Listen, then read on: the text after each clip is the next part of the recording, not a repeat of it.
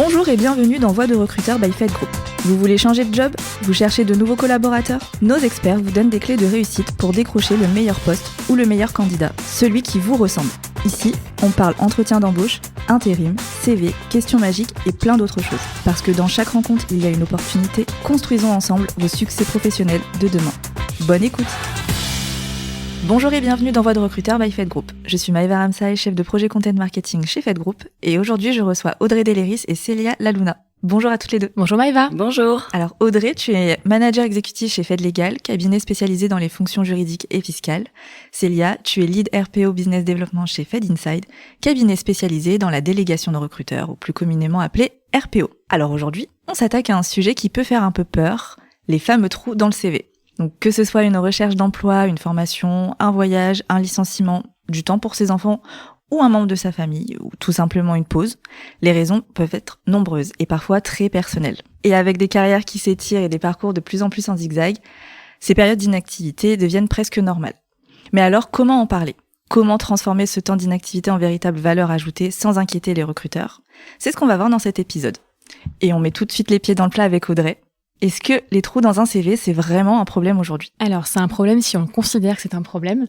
Maintenant, je pense que, comme tu le disais, Maëva, les vies professionnelles sont beaucoup plus complexes et qu'avant, où on pouvait rester 40 ans dans une même société. Nous, en tant que recruteurs, recruteuse en l'occurrence, on le voit beaucoup moins. Donc il peut se passer plein de choses, on change de société, il y a des pauses dans la carrière et il peut se passer plein de choses positives, négatives aussi. Mais le principal, c'est surtout de savoir l'expliquer et c'est ça le plus important. Ok. Donc si je comprends bien, on a le droit de faire une pause sans que ce soit vu comme un manque de motivation, par exemple. Oui, en fait, je pense qu'il faut vraiment l'assumer, c'est ça qui est le plus important, et surtout pas le voir comme un problème. Parce que si on le voit comme un problème, en entretien, nous on le ressent. On a parfois des personnes dans ce cas-là qui baissent les yeux, la voix qui tremblote, et là ça peut devenir compliqué, et là on se dit, mince, c'est quelque chose qui ne va pas. Bien alors, bah oui, effectivement, il y en a qui pensent qu'il faut combler ces trous et cacher la vérité, donc pourquoi, d'après toi, c'est important d'assumer? Parce que on sent alors que ça devient une expérience et que, alors si c'est positif, c'est souvent beaucoup plus facile d'assumer d'être parti en voyage à l'autre bout du monde et d'avoir voyagé, vu du monde et c'est même hyper chouette parce qu'on a des gens qui, avec les yeux qui pétillent et qui sont très contents d'en parler. Quand c'est quelque chose de moins choisi, comme une maladie par exemple, je pense qu'il faut en parler. Il faut pas passer 3 heures, on va y revenir avec Célia sur comment l'expliquer. Il faut pas passer 3 heures, j'ai déjà eu le cas de personnes qui passent beaucoup de temps sur des choses personnelles comme ça avec des trous dans les CV. L'idée c'est de l'assumer, de dire voilà ce qui s'est passé, on vient factuel, on regarde droit dans les yeux la personne et on l'explique et on peut même en retirer ce qui s'est passé parce que l'idée c'est quand il y a une expérience, qu'elle soit positive ou négative, ça a forcément appris quelque chose. Donc moi ce que je conseille c'est vraiment d'expliquer la prise de recul, ce que ça nous a appris sur soi d'un point de vue personnel. On parle toujours et tout le temps, on adore ça, des soft skills. Donc que ce soit un événement positif ou négatif, on a forcément appris des choses.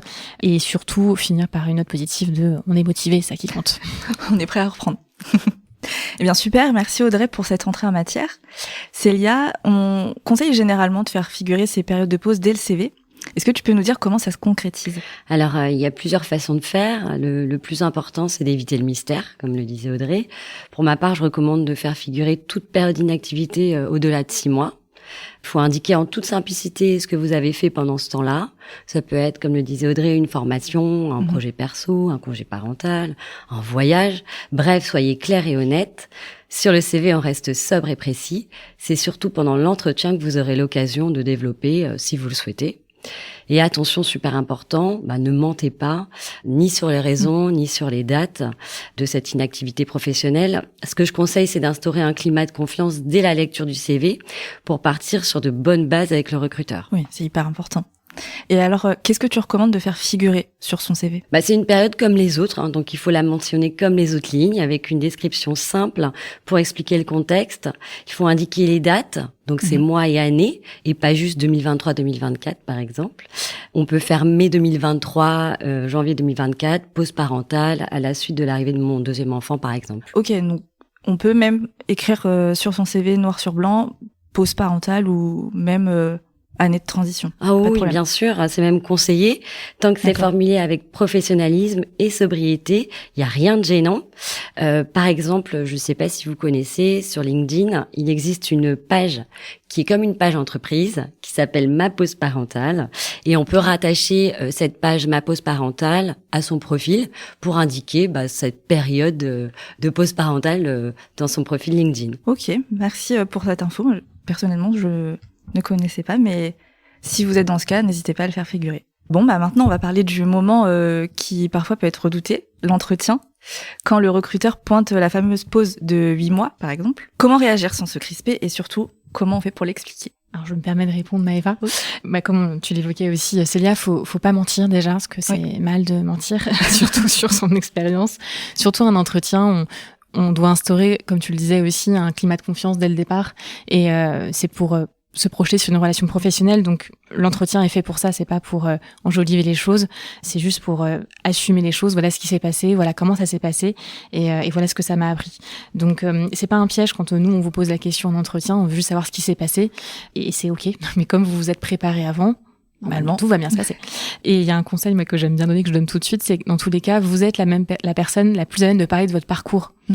Donc en fait, nous en entretien en tant que recruteur, on va pas chercher la petite bête entre deux dates. Voilà, si vous avez assumé, même sur le CV, comme tu le disais très justement, Célia, et que tout est clair avec des dates précises, nous on va s'apercevoir qu'il y a une pause, peu importe ce que c'est. Vous en parlez de manière très libre, de manière très concrète, et ça se passe très bien. Donc l'idée en fait, c'est vraiment de revenir sur le contexte. Qu'est-ce qui s'est passé? De mettre en avant ce que vous en avez tiré, si c'est quelque chose que vous avez choisi aussi. Ça m'a permis de prendre du recul, d'acquérir telle ou telle compétence, de me former sur tel sujet, de réfléchir à ma carrière aussi. Et toujours finir par une note positive, ça on l'expliquait déjà tout à l'heure, de montrer que vous êtes motivé. Donc faut pas non plus tout balayer en 2 secondes en disant je me suis arrêtée 6 mois, c'était génial, je suis très motivée. Bon, ça passera pas trop, un peu court. Et à contrario, attention au quelque chose de très très long, ça peut être compliqué. Enfin, moi, j'ai déjà eu quelqu'un qui s'est mis à pleurer devant moi, qui m'a raconté quelque chose de dramatique. Et la vie, on le sait tous malheureusement, est faite de choses dramatiques aussi parfois. Et l'entretien n'est pas fait pour ça. Voilà. Oui, c'est pas le lieu pour. C'est pas le thérapie. Ouais. Donc, en parler évidemment, expliquer le contexte. J'ai dû m'arrêter quelques mois pour telle raison. J'ai repris et maintenant, ça m'a permis de réfléchir à ce que je voulais faire et voilà ce que je veux faire. Oui, en fait, cette inactivité, c'est plus une opportunité aussi d'apprentissage pour la personne quand elle doit s'arrêter. Donc, on transforme cette inactivité, finalement. Oui, et puis l'idée, c'est pas de dire c'est quelque chose de très grave dans ma vie, c'était génial, j'ai appris plein de choses. On sait que c'est pas vrai. Maintenant, la façon de présenter les choses, c'est ce qui va faire la différence. Bien. Et si, par exemple, le trou vient d'un licenciement, est-ce que on applique la même technique ? Célia, d'après toi? Là aussi, beaucoup de candidats se sentent mal à l'aise. Mais encore une fois, comme le disait Audrey, on est complètement conscient en tant que recruteur que les parcours sont pas linéaires. Donc, il faut plutôt être à l'aise. Les entreprises restructurent. Il peut y avoir des postes qui sont supprimés et c'est pas forcément lié à la valeur du candidat. Donc, ce que je conseille, surtout pas de dramatiser. On peut dire simplement mon poste a été supprimé parce qu'il y a eu une restructuration suite à un rachat, par exemple. Rester factuel, comme tu disais, Audrey. Éviter de critiquer l'entreprise. Ça, c'est un conseil qu'il faut appliquer et montrer que voilà, le candidat a réussi à rebondir, tirer parti de ce temps-là. Par exemple, suite à un licenciement, j'en ai profité pour me former et me spécialiser sur tel ou tel métier ou telle practice et montrer en fait qu'on est vraiment tourné vers l'avenir. Ok. Là, on a essentiellement parlé des candidats. Est-ce que je peux aussi avoir votre point de vue côté recruteur? Comment vous abordez, vous, ces trous dans le CV? Alors, moi, je peux me permettre, Audrey. Bien sûr, c'est bien. Pour ma part, je préfère privilégier une vision centrée sur les performances réelles, les compétences, le mindset, plutôt qu'une chronologie parfaite sur le CV. Le parcours passé n'est pas forcément prédictif des performances futures. Donc, exiger trop de détails peut être une mauvaise stratégie, comme le disait Audrey. On peut se retrouver à poser des questions qui vont nous mettre mal à l'aise quand on aura la réponse. Et surtout, je pense que, c'est sûr, la partie évaluation, elle évalue des compétences. Et on est là à évaluer des compétences par rapport à des critères objectifs liés à un recrutement. Donc, c'est vrai que je pense qu'il faut rester centré sur les compétences du candidat en tant que recruteur. Toi, Audrey? Je suis d'accord avec toi, Célia. Et c'est vrai que je peux comprendre aussi un recruteur qui va avoir quelqu'un avec plein de trous dans le CV, va forcément se poser la question. Après, il y a une différence entre... Il faut aussi changer son prisme aussi. Si c'est quelqu'un qui a fait des sauts de puce, par exemple, avec plein de postes différents, on va se poser la question, pardon, de sa stabilité. Ça, c'est encore autre chose.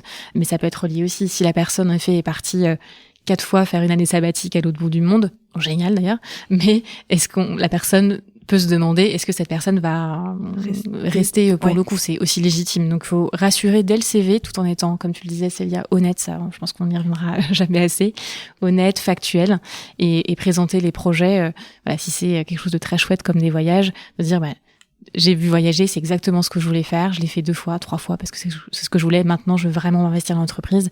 Il faut laisser, quand on est recruteur, l'opportunité aux personnes, justement, de nous expliquer ça, justement. Tout à fait. Bien, merci. Dans votre quotidien de recruteur, tout à l'heure, tu nous en avais parlé aussi, Audrey. Je pense que vous en avez déjà rencontré des candidats avec des trous dans le CV.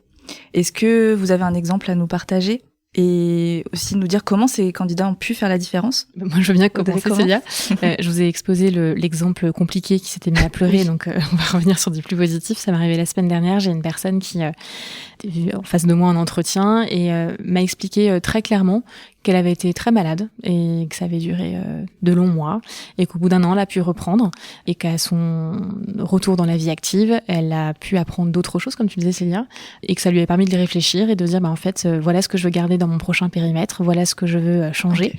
Et c'est ce qu'elle a pu me montrer. Comme c'était dit de manière très simple, très factuelle, assumée, les yeux dans les yeux, j'ai vraiment traité cette information, ce que tu disais, Célia, comme une étape de son parcours entre guillemets normal, c'est-à-dire que elle a pas pleuré, elle a pas trop balayé le sujet non plus, et comme c'était fait avec beaucoup de sincérité et de faits, j'ai pu l'intégrer moi dans mon appréciation de son parcours de manière tout à fait normale entre guillemets, et ça s'est très bien passé. Et j'ai apprécié sa sincérité, son honnêteté, et il n'y a pas eu de sujet. Voilà. Et j'ai présenté à un client, et je sais qu'il y aura pas de sujet quand elle en parlera. Voilà. Bien, merci pour cet exemple. Et toi, Célia? Par contre, donc du coup, il faut noter que Audrey, en tant que recruteuse, a donné l'opportunité à cette personne. Elle est venue en entretien, c'est-à-dire qu'elle l'a appelée malgré ce trou dans le CV. Audrey l'a vu, parce que moi j'ai un autre exemple. J'ai vu en entretien une chargée de recrutement qui avait pas travaillé depuis 12 mois, donc la dernière expérience remontait à plus d'1 an. Et en fait, quand je l'ai reçue en entretien, elle avait un très beau CV, elle a fait un très bel entretien. Moi, j'ai mené l'entretien comme un entretien comme les autres entretiens, mais ce qu'elle m'a avoué, c'est qu'elle n'était pas appelée par les autres recruteurs en entretien, parce qu'elle n'avait pas travaillé depuis 12 mois, comme si elle avait jamais travaillé, comme si elle avait oublié ce que c'était que travailler, parce qu'elle avait cette pause de 12 mois. Alors qu'elle avait de l'expérience. Alors qu'elle avait de l'expérience, que je l'ai recrutée et qu'elle est chez un client depuis plus d'1 an et qu'elle est très bien. Oui, donc oui, bien sûr, dis-moi. Oui, pardon, j'ai levé le doigt pour rebondir sur ce que tu disais, Célia. Je voulais pas t'interrompre, du coup, mais j'ai un exemple assez similaire au tien où une personne a eu plusieurs expériences à l'étranger et son dernier poste a été supprimé parce qu'ils ont rationalisé les effectifs, et elle s'est retrouvée propulsée en France, du coup, sur un poste pas du tout intéressant, donc elle est partie de l'entreprise. Et c'est vrai qu'elle n'est pas beaucoup rappelée. Et je l'ai présentée à plusieurs de mes clients, et même chose que toi, la réaction, parfois, elle a rien fait depuis 2 ans, compliqué. Et ce que je mets en avant, c'est ce que tu as dit, justement, tout ce qu'elle a fait avant. Et c'est compliqué pour elle, parce qu'elle a un parcours très international, et qu'elle galère un petit peu, mais on est en bonne voie pour lui trouver un joli poste, du coup. Ouais, c'est vrai que parfois, ça peut être rebutant pour certains les recruteurs ou les clients, c'est ça. Alors que c'est ça aussi qu'il faut changer. Ça n'efface pas leur expérience. Oui. Et le côté positif, c'est que la personne est souvent disponible tout de suite. Donc, en plus, autant tester ces personnes-là. Et motivée, exactement. Bon, c'est une bonne note positive pour les personnes, en tout cas, qui se poseraient la question si les trous dans le CV peuvent poser problème. L'épisode touche à sa fin. Est-ce que vous avez un mot de la fin? Qu'est-ce qu'il faut absolument retenir? On l'a dit à peu près 15 fois, mais je vais le redire, c'est assumer, surtout. Ne pas mentir, assumer, et surtout, la façon de dire les choses, c'est une façon importante de le faire, c'est-à-dire que si votre pause professionnelle, quelle qu'elle soit, vous la considérez vous-même comme un problème, ce sera un problème en entretien. Maintenant, si vous préparez à comment dire les choses, et pas trop balayer, aller trop vite, mais assumer les choses et l'expliquer, pas trop, mais assez pour que le recruteur comprenne, ça se passera très bien. Donc assumez et faites-en une force. Bien. Et toi, Célia? Moi, je dirais tout complètement en raccord avec Audrey, assumer et j'ajouterais valoriser pour vraiment avoir une vision, projeter le recruteur vers l'avenir, préparer en amont pour que ce soit juste, bien équilibré, mais vraiment valoriser. Chaque pause, il y a quelque chose de bon à tirer et à mettre en avant parce que ça fait partie de notre parcours. Donc tout à fait. Bien, merci beaucoup Audrey et Célia pour vos conseils précieux sur ce sujet. Si vous avez aimé cet épisode, partagez-le, laissez-nous une étoile ou un commentaire et pour ma part, je vous donne rendez-vous pour un nouvel épisode prochainement. À bientôt.